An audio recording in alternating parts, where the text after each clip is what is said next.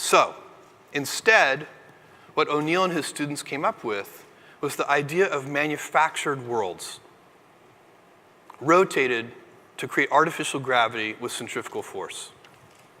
These are very large structures, miles on end, and they hold 1 million people or more each. Here's the International Space Station for scale. This is a very different kind of space colony. Let's take a look at what they might look like inside. High-speed transport, agricultural areas. We added a little drone there. Cities in the background. Some of them would be more recreational.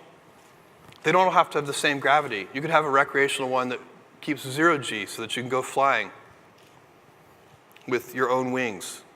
Some would be national parks. These are really pleasant places to live.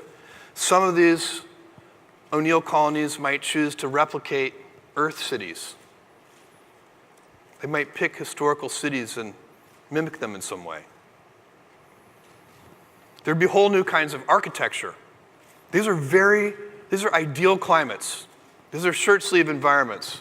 This is Maui on its best day all year long. No rain, no storms, no earthquakes.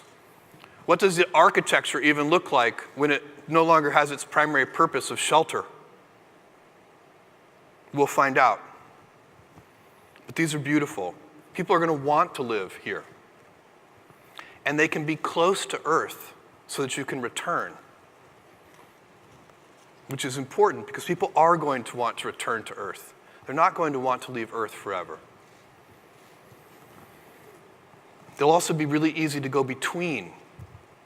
The amount of energy required to go between these O'Neill colonies, from one to another, to visit friends, to visit family, to visit one that's a recreational area, very, very low energy needs to transport, and quickly. It's a day trip.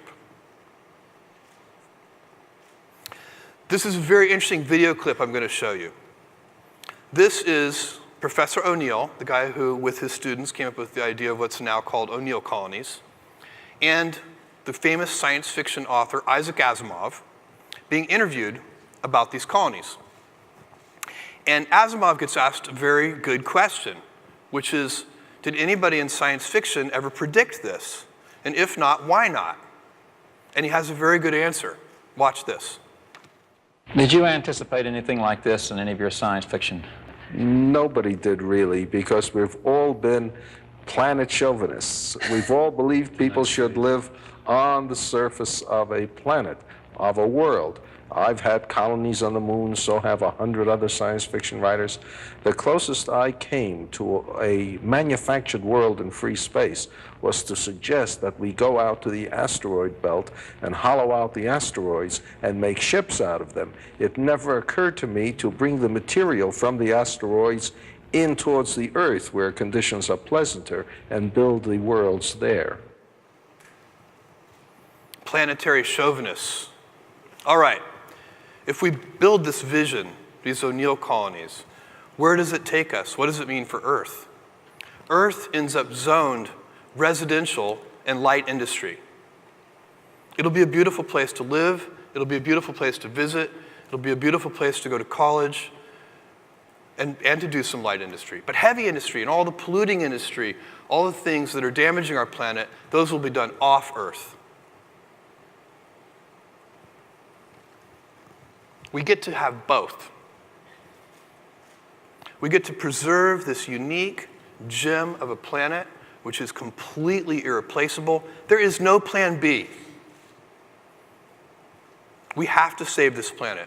And we shouldn't give up a future for our grandchildren's grandchildren of dynamism and growth. We can have both.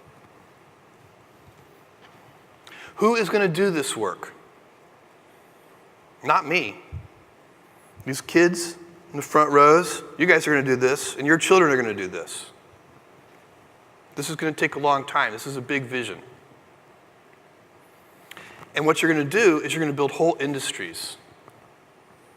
There are going to be thousands of future companies doing this work. A whole ecosystem of entrepreneurial activity unleashed, creative people coming up with new ideas about how to use space. But those companies, those entrepreneurial companies, cannot exist today. It's impossible. And the reason is the price of admission to do interesting things in space right now is just too high. Because there's no infrastructure. Let me tell you a story about